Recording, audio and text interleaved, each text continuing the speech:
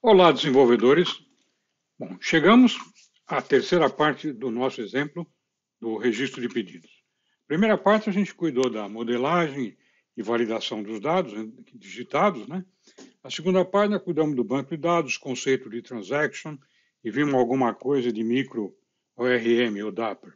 Agora, nós vamos entrar nessa terceira parte aqui e nós vamos ver o diálogo com o usuário. Nós vamos cuidar da user interface.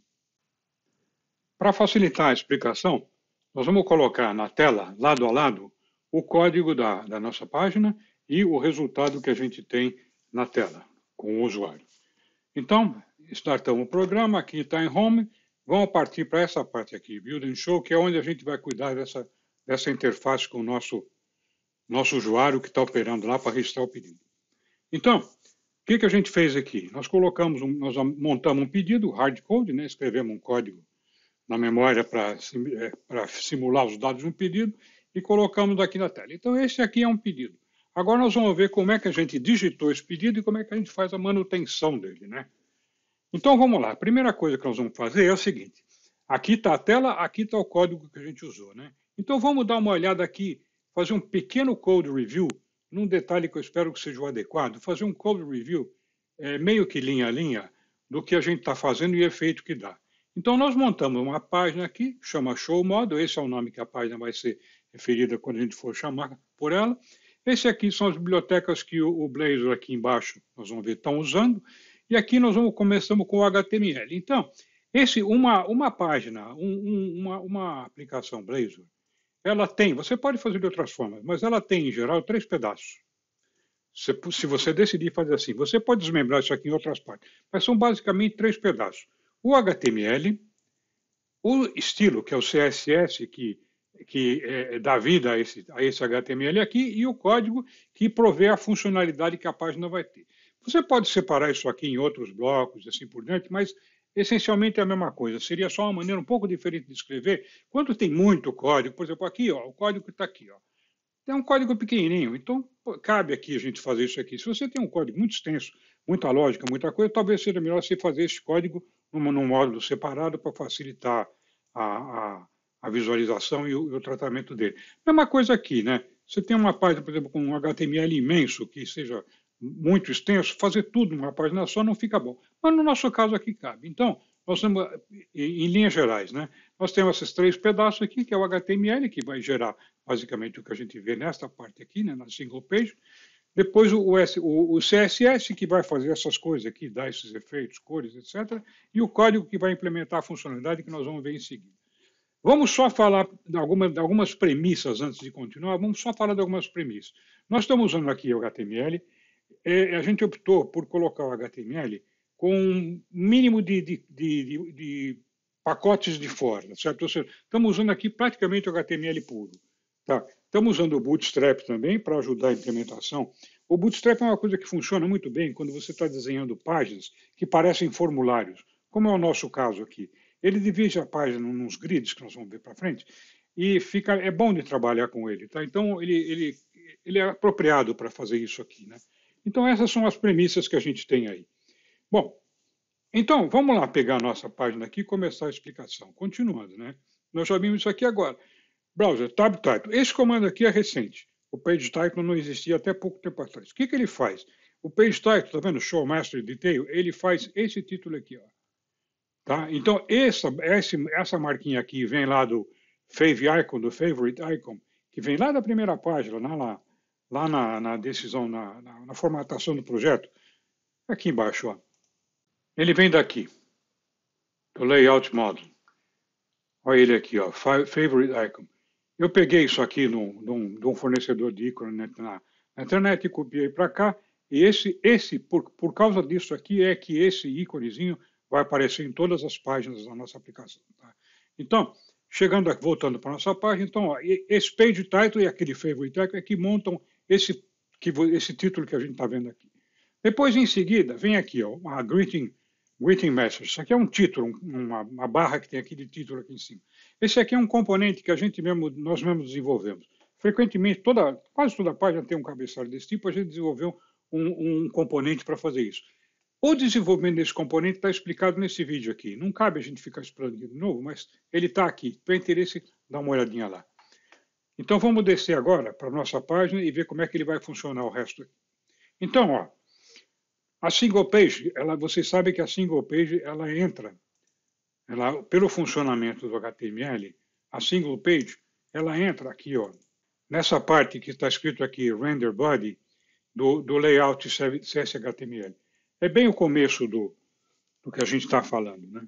Então, vamos continuar então explicando aqui a nossa página. Então, o HTML. Aí nós temos um container, que vai ser o container que vem. Tem o top banner, aqui embaixo a gente botou um container.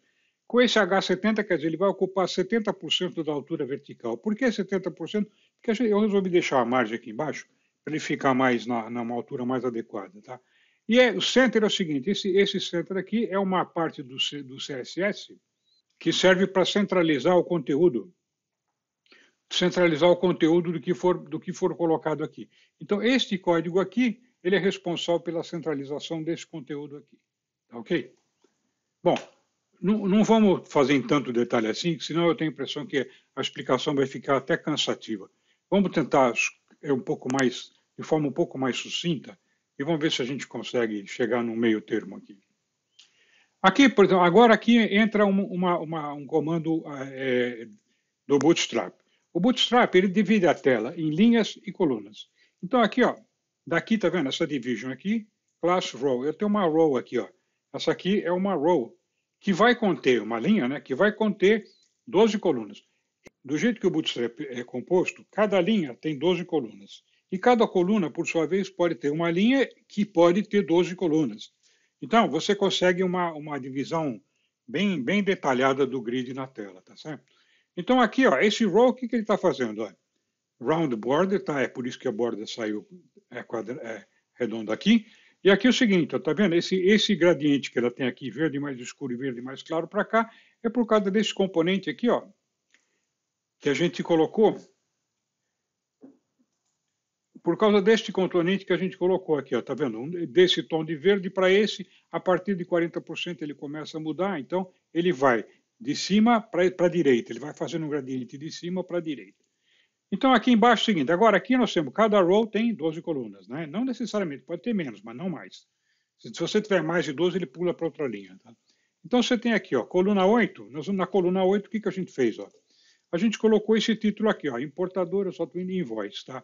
Então aqui, ó, ele colocou essa linha com esse caractere aqui, porque aqui em H3, a gente veio aqui no estilo aqui embaixo, tá vendo? Ó? E esse H3 aqui, ó, a gente escolheu um font family que eu peguei lá da Google. Tá? Então a gente foi lá na Google, importei esse font family lá naquele primeiro, aqui, ó.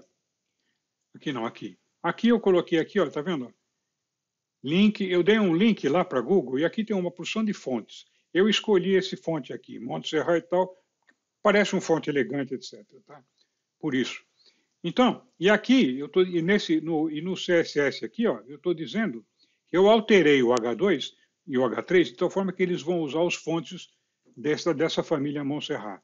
Então, esse aqui, o H2 vai usar o fonte 2M e o H3 vai usar 1.5M. Tá ok?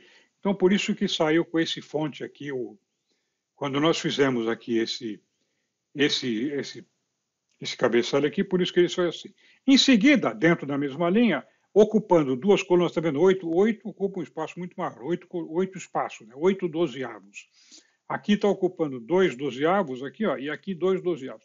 Então, dentro desse espaço aqui, eu coloquei um label, está escrito number dentro, está vendo um label, e coloquei aqui embaixo uma caixa de texto, tá? Que vai, tipo number, quer dizer, vai receber, apropriada para receber dados numéricos, tá? Disable, por quê? Porque no nosso projeto, a concepção do nosso projeto diz que a numeração do pedido vai ser automática. Então, esse campo aqui não vai ser acessado pelo usuário. O número é atribuído ao pedido, não é o usuário que digita, tá? Então, essa caixa vai ser disable, ou seja, ela só mostra, mas ela não recebe intervenção, tá? E agora é o seguinte, então, agora aqui tem uma parte que é mais interessante. Aqui, ó, o conteúdo que essa página vai mostrar, ele vem do nosso modelo de dados, né? Então, o nosso modelo de dados aqui, nós criamos um invoice com dados que a gente fez hardcode aqui, só para exemplo. Então, vamos ver esse modelo aqui. Esse modelo aqui, Public Invoice, aqui, ó, a gente criou com dados hardcode que vieram aqui, de sample data, tá? Então, ó, aqui, nesse lugar aqui, ó, vamos pegar lá, vamos na definição. Aqui, tá vendo? Ó, eu escrevi esses dados aqui na unha, né? Escrito só para servir de exemplo mesmo, escrevi esses dados aqui na unha, e eles foram transportados para cá, e é esse pedido que a gente vai usar como amostra do trabalho de edição que a gente vai fazer. Esse aqui é o invoice. Só para recordar, tá? Ele tem dois pedaços. Um pedaço que é o header e uma outra parte que é as linhas, o corpo do pedido. Tá? Então aqui eu tenho o invoice header e aqui eu tenho as invoice lines. Aqui é um registro para um registro. Tá? Então cada pedido tem uma entrada aqui no invoice header, mas cada pedido pode ter N entradas no invoice lines. Tá? Um pedido pode ter várias linhas. Tá? Então é esse pedido que a gente montou lá e é com ele que nós vamos trabalhar para a gente montar a tela que a gente está trabalhando lá. Então, eu tenho aqui um pedido preenchido que a gente chamou de NV, um invoice, né? Então, o invoice ele tem um header, e dentro do header ele tem um invoice number. Então, quando eu coloco nessa linha aqui, ó, eu coloquei aqui um elemento HTML, input. Quando eu coloco esse elemento aqui do bind, eu estou ligando esse campo aqui do pedido, ele está sendo ligado a esse elemento. O que eu mudo aqui muda lá, e o que eu mudo aqui, o que eu mudo lá muda aqui também. Ou seja, eles são a mesma coisa, eles estão se referindo à mesma coisa. Então, é uma ligação, vamos dizer assim, nos dois sentidos, tá? Tanto da tela para o registro, quanto do registro para a tela. Aqui para baixo tem uma que é um pouco diferente, nós vamos ver também. Então, depois, em seguida, vamos voltar aqui lado a lado, que fica mais fácil agora. Vamos restaurar a tela. Então, aqui é o seguinte, ó, já mostramos esse. Agora vamos ver a data. Aqui nesse segundo campo aqui nós temos uma data. Então essa data, ó, input type date, né? Input type date ele faz uma entrada assim, tipo dado, e aqui quando a gente abrir para habilitar a tradução dos dados, aparece um calendáriozinho aqui para a gente colocar os dados. E aqui, está vendo, fizemos uma ligação do bind com um header com outro campo, com invoice data. Agora, deixa eu explicar um negócio aqui. Vocês estão vendo, eu expliquei aqui porque esse campo aqui é disabled, porque a numeração é feita automaticamente, não é para o usuário mexer. E aqui eu coloquei disabled igual a uma variável. Por que a gente fez isso? Nós fizemos isso seguinte.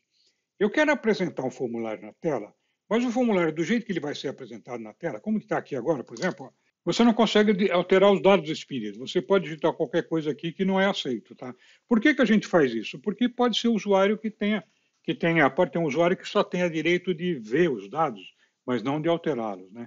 Então, aqui no nosso caso, esse disable aqui vai estar ligado a esta variável. Quando essa variável aqui for true, disable igual a true, quer dizer, não entra nada de dados aqui. Se for disable igual a false, sim, aí está aberto para habilitação. Nós vamos ver isso aqui funcionando. Tá? Aqui, estilo coluna 96, é para dar um espacinho aqui no meio, assim, esse tipo de coisa aqui, tá vendo? Por isso que eu botei 96 aqui, é só estético isso aqui, tá? Então, fizemos a primeira linha, essa linha está aqui. Agora vamos passar para a segunda linha. Na segunda linha, nós fizemos uma row de novo. Esse estilo aqui é uma classe CSS. É uma classe CSS que indica isso aqui, ó. O tipo de border que ele tem, a cor da border, etc, etc. É só para isso aqui que ele serve, para conferir esse estilo aqui, tá? E aqui nós temos o estilo da borda da nossa linha, tá? Essa borda aqui, ó. Essa que está aqui em volta, aqui, ó. Essa que está em verde aqui, ó.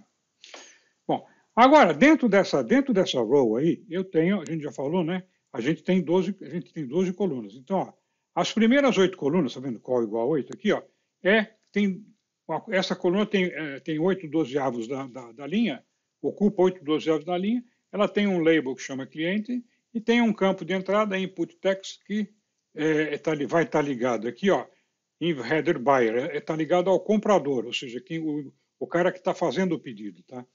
Depois é uma caixa para entrada de texto e novamente a mesma coisa de lá, ó, disable, true ou false, né? Depende do que vem dessa variável, depende do conteúdo dessa variável aqui, ele vai ter o conteúdo dessa variável vai determinar o comportamento desse campo. Então, se ele for tudo isso aqui, por exemplo, tiver tudo desabilitado, eu não consigo mexer nesse nome, não consigo alterar o nome aqui. Ok? E aqui fizemos uma ligação com o campo lá do invoice. Aqui é a mesma coisa, o CPF vem aqui, depois aqui o telefone vem aqui. Agora, aqui, completou, 8 mais 2, 10 mais 2, 12.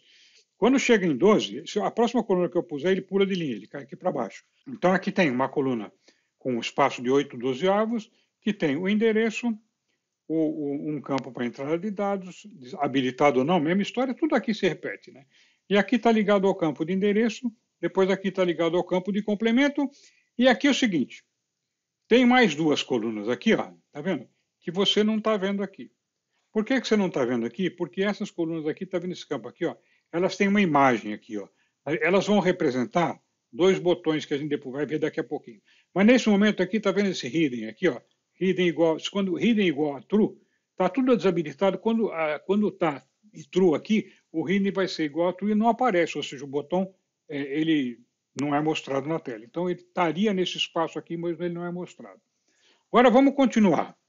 Agora, vem aqui uma segunda parte. Essa parte aqui a gente vai ver depois.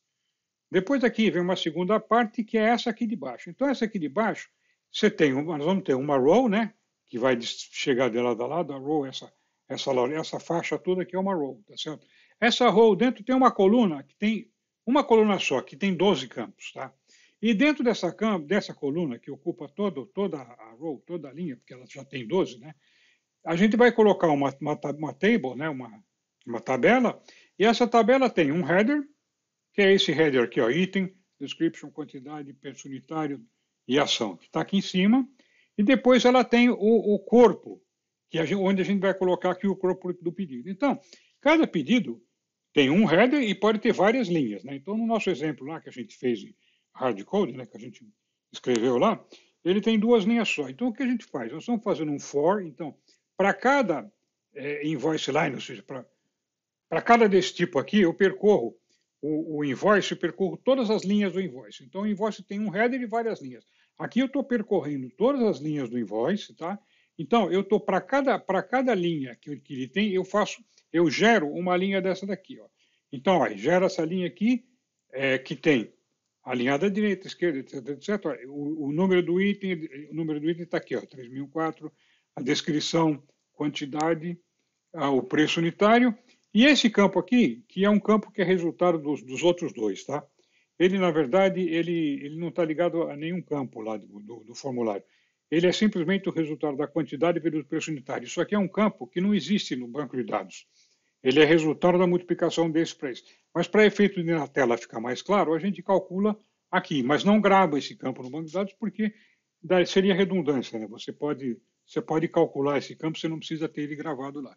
E da mesma forma como a gente fez lá para cima, aqui tem um campo de action, que nós vamos ver daqui a pouquinho para que ele serve. E esse campo de action aqui também, ó, ele tem uma imagem aqui, que é uma figura para manutenção, tá? E essa figura está escondida aqui por causa desse hidden aqui, ó. Isso aqui é a mecânica do Blazor, né? Quem vai movimentar isso aqui é o nosso código lá embaixo. Nós já vamos ver como é que faz isso. Então, cada vez que você clicar nesse objeto aqui de manutenção, ele vai copiar o objeto a ser mantido para esse pad de manutenção, que nós vamos ver como é que funciona daqui a 2 minutinhos. Tá bom. Voltando para cá, então, fizemos a tabela, né? O primeiro for faz essa for each aqui, né? O primeiro for fez essa linha, a segunda iteração do for fez a linha de baixo. Aí deu fim do modelo. Aí vem aqui embaixo, caímos na outra linha, coluna 12 também de novo, aqui tinha 12, aqui tem mais 12, 12 mais 12 completou, ele pula de linha, então veio para cá, ele pulou para cá, aqui abriu uma nova linha, e aí ele botou dois botões lá embaixo. Esses dois botões aí, um serve para inserir um pedido novo, outro serve para editar um pedido corrente. Tá ok? Bom, então,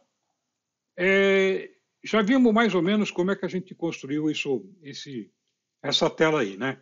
Agora, nós vamos ver, eu acho o Blazor demais, eu acho muito legal o que os caras estão fazendo.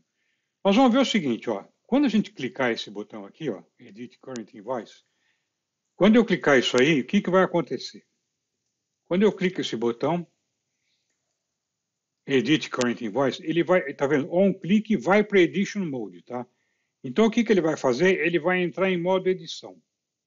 Então, a hora que eu clicar aquele botão, ele vai executar essa rotina que está aqui. E o que ela faz? Essa rotina faz o seguinte. Ó. Lembra daquele no edit lá em cima? Lembra, né? Está tudo aqui no edit. O que ela vai fazer? Ela vai fazer no edit igual a... inverte o sinal. Se era true, ele foi aberto com true. Então, se ele chegar aqui com true, o no edit vai virar falso. Então, edit igual a o contrário do no edit. Tá? Então, ele muda uma coisa para outra. Esse campo aqui, fade, este fade aqui é o nome de uma classe CSS. Nós vamos ver daqui a pouquinho como é que ele funciona.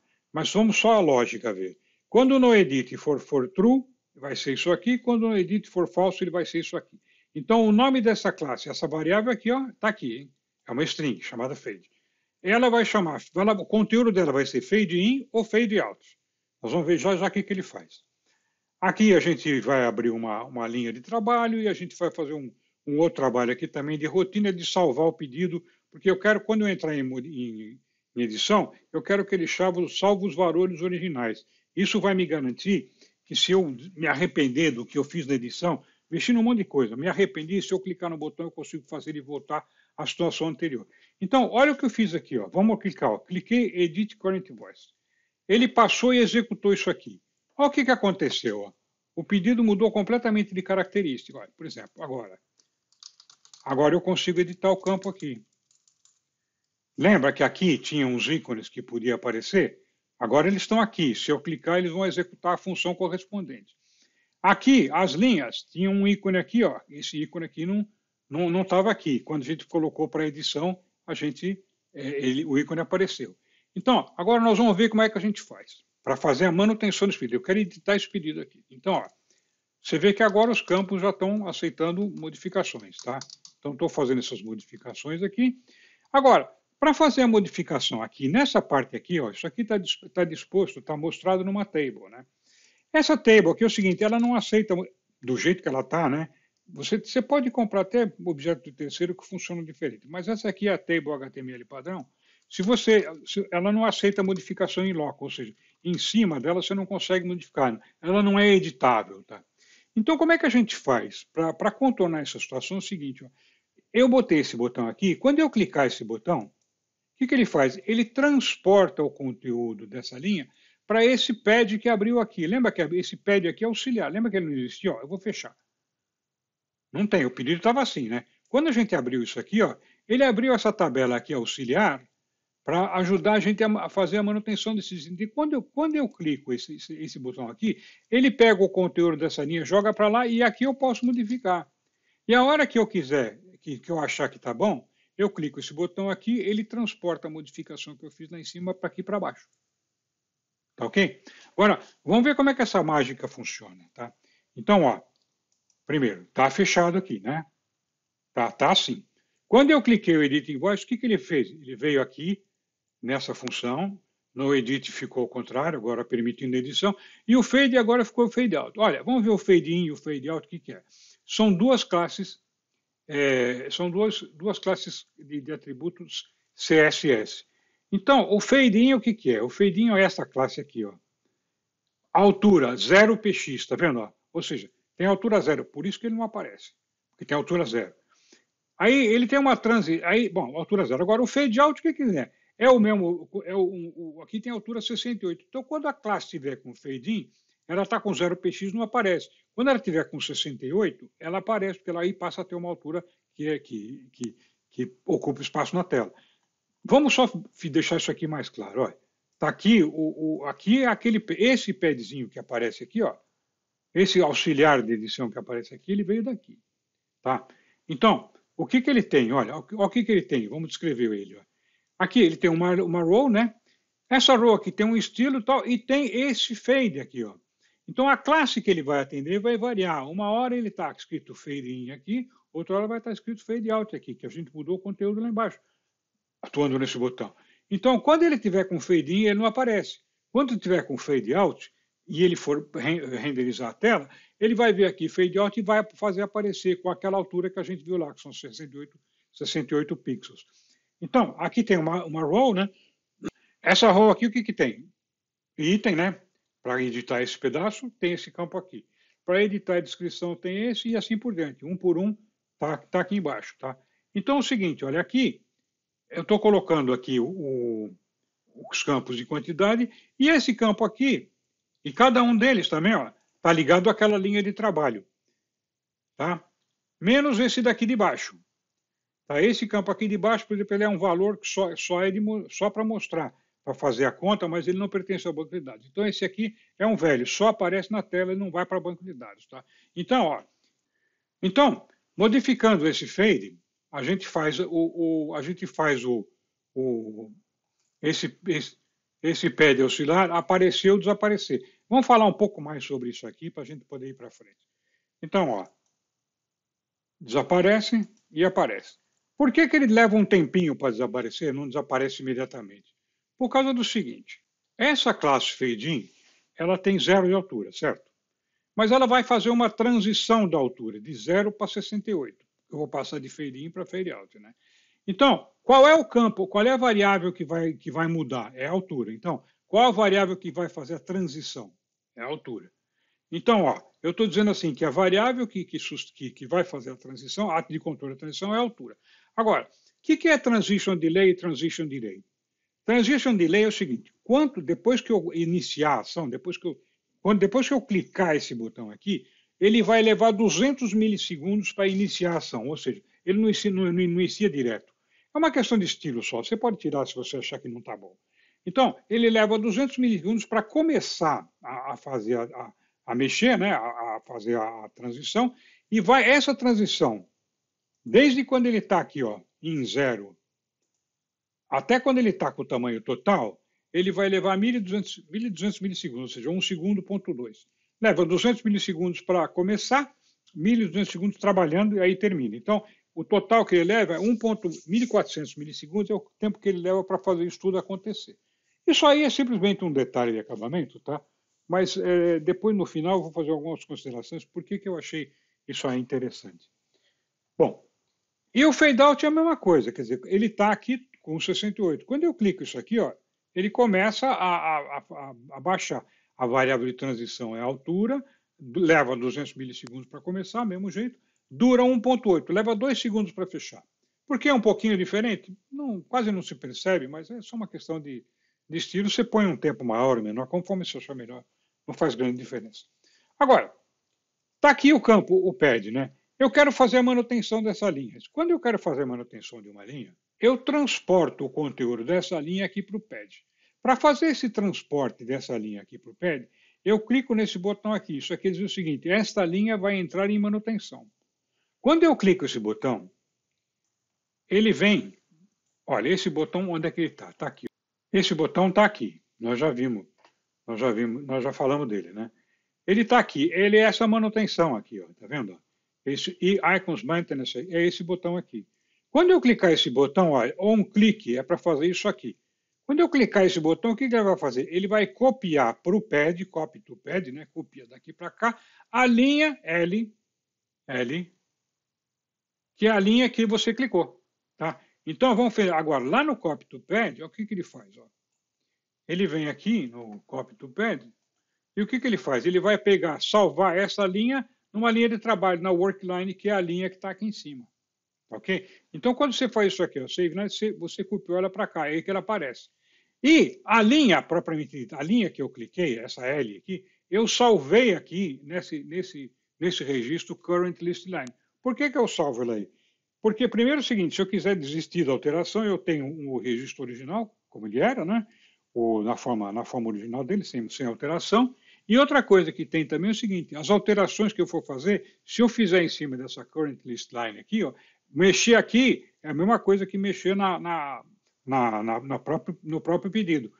Por quê? Porque as classes, a classe, quando você faz uma atribuição desse tipo aqui, L, Current List, ele não cria uma nova classe. Ou seja, o que ele faz? Os dois estão se referindo ao mesmo endereço. Na verdade, você não tem uma cópia de L em current line, é o mesmo objeto. São duas coisas que apontam para o mesmo lugar. Se você tiver com dúvida como é que funciona reference e value, dá uma olhada nesse vídeo aqui que a gente explica direitinho como é que esse negócio funciona. Tá? Então, quando eu quero fazer uma cópia de uma linha, tá vendo? Eu quero copiar a linha L num outro lugar. Eu dou esse save line aqui, salva isso nisso. Save line é uma rotininha que a gente tem aqui embaixo, essa daqui, ó. O que que essa linhazinha faz? Ela faz o seguinte, ela transporta, ela copia uma coisa na outra, propriedade é propriedade. Ela não tenta copiar um modelo no outro, tá? Ela pega cada uma essa daqui, não essa daqui. Ela pega cada uma das propriedades de uma classe e transporta para a propriedade na outra. Então aqui eu tenho duas classes, tá? Quando eu faço isto aqui, ó, save line, quando eu faço esse save line aqui, eu tenho duas coisas, duas cópias da mesma coisa, L e workline. Quando eu faço isso aqui, eu tenho dois endereços para a mesma coisa. Então isso aqui, tanto o current list line quanto o L, se refere à mesma área de memória. Aqui não. Eu salvei essa linha num outro lugar. Então elas são iguais, porque eu salvei uma na outra, né? Mas como eu salvei copiando propriedade a propriedade, ele não cria apenas um ponteiro para a mesma coisa, mas sim ele transporta esse valor para outra. Pessoal, qualquer dúvida, dá uma olhadinha nesse vídeo aqui. Mas é isso que eu falei, acho que deu para entender, né? Bom, então, agora, com esse workline aqui, ó, com essa linha de trabalho, o que, que a gente fez? O workline está ligado no pad, tá? Nesse pad aqui, na manutenção, né? Então, o workline está ligado no pad e a gente deu um bind de cada uma dos campos dele com cada um dos campos da workline, ou seja, item, number, description, tal. Cada uma das coisas está aqui. Então, vamos ver isso aqui funcionando agora, né? Agora é o seguinte, quando eu clicar aqui, transportou daqui para lá. Então agora, estou escrevendo uma série de coisas aqui, ó. Peguei aqui entrei em quantity, aumentei a quantidade, aqui mudamos o preço, ficou isso aqui tudo alterado. Bom, tudo bem, é isso que eu quero. Eu aperto nesse botão aqui, tá? Ele transporta daqui para cá. Beleza. Se eu quiser editar essa linha aqui, eu escrevo aqui, mesma coisa. Altero aqui, mudo o preço, assim por dentro. Mudo, por exemplo, a descrição do conteúdo, coisa assim. Tá pronto? Transporta para cá. Tá, agora vamos dar um exemplo, mas continuando aqui no exemplo. Fizemos a manutenção dessa linha, ela está aqui, mas aí a gente desistiu. E não era para mexer nessa linha, era outra. Então, ó, esse botão aqui que ele faz? Quando você clica aqui, ele restaura o conteúdo que estava aqui embaixo, original. Então vamos dizer o seguinte, ó, a linha está toda modificada assim, né? Então, ó, coloco mais esse tipo de coisa aqui. Passei aqui para baixo, o que fez? Trouxe a modificação para cá. Aí eu peguei, alterei essa linha aqui, fiz outras coisas. Ah, isso aqui não era para mexer, volto aqui. Quando eu clico aqui, ó, essa linha aqui, que eu faço algumas alterações, eu quero que ela volte a ficar como estava. Então, por exemplo, eu cliquei aqui, alterei isso aqui, e agora, não, era para mexer aqui. Se eu clicar aqui, ele volta o conteúdo, volta à forma anterior. Então, todas as alterações que eu fizer nessa linha aqui vão ser ignoradas, tá? Porque quando eu clicar aqui, toda alteração que eu fiz na linha ignorada, ela fica como estava. Aí vamos dizer o seguinte, aí você se arrependeu, mas eu fiz uma confusão, não era nada disso que eu queria. Lembra que no começo aqui da coisa, a gente tinha salvo o pedido, antes de começar a edição, a gente tinha salvo tudo, lembra?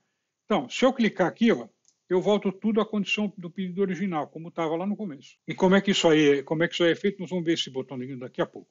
Agora, vamos ver um exemplo de exclusão de registro, né?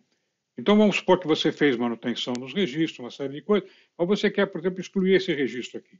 Então, você clica aqui, clicando aqui, ele leva o registro para a linha de trabalho.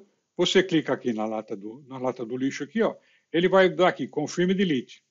Confirm Delete é o seguinte, ó, esse botão aí, é esse botão aqui, ó, é a lata do lixo aqui, né?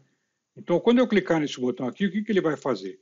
Ele vai executar essa rotina, confirm delete line, e como ele tem esse código aqui, ó, data toggle aqui, ó, e database target, ele vai abrir em modal esse MyModal aí. O que é esse MyModal? Esse MyModal é a caixa que está definida aqui embaixo, em modal, está definida aqui, tem um título, etc, etc, e além disso, ela tem aqui embaixo dois botões. Quando eu confirmar, ele vai executar esse delete line aqui, e o delete line é essa linha aqui embaixo, tá?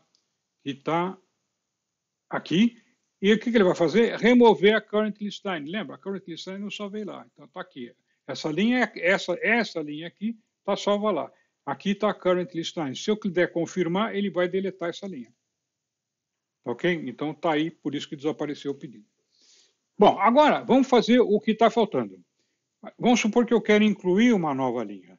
Então, eu quero incluir uma nova linha, eu clico aqui, ele abre um pad em branco, tá? E adiciona uma linha em branco aqui embaixo. Então, agora eu estou editando essa linha aqui. Então, eu estou colocando aqui dados, item 3. Estou colocando aqui quantidade, alguma coisa, um preço, qualquer coisa, e assim por diante. Está feito isso, mexo aqui, ele trouxe aqui para baixo de novo. Tá ok?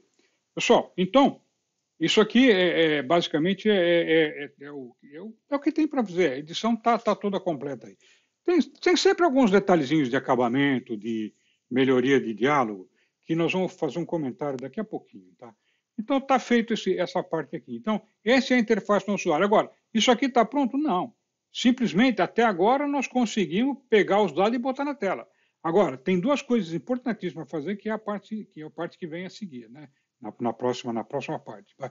Que é construir a API, primeiro, criticar os dados que foram digitados, né? Porque o camarada pode ter digitado alguma coisa que seja inválida. Criticar os dados que foram digitados e gravar a transação, ou seja, gravar o pedido inteiro no banco de dados. Isso é o que falta fazer. Essa parte aqui cuida da interface com o usuário. Vamos supor agora que você quer editar um pedido novo, a partir do zero. Então a gente clica aqui em Insert New Invoice, ele limpa toda a tela, tá? Aí o que eu faço? Edito esse pedido vazio que ele tem e começo a digitar aqui os dados como a gente faz normalmente, né? José da Silva, CPF está errado, mas a gente não está verificando mesmo, né? Telefone e tal.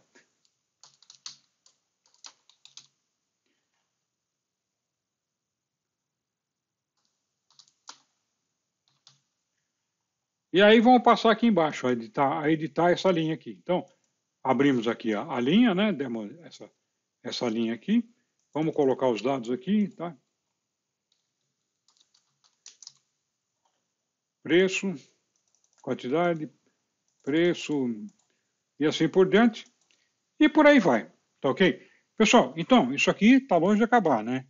Mas foi só para dar uma ideia aí de como é que a gente faz, como é que uma das propostas de fazer a captura de um pedido. Você vê que a captura de um pedido master detail é uma captura bem mais complicada. A consideração que eu queria fazer agora é o seguinte, olha, num sistema aí, vida real, né?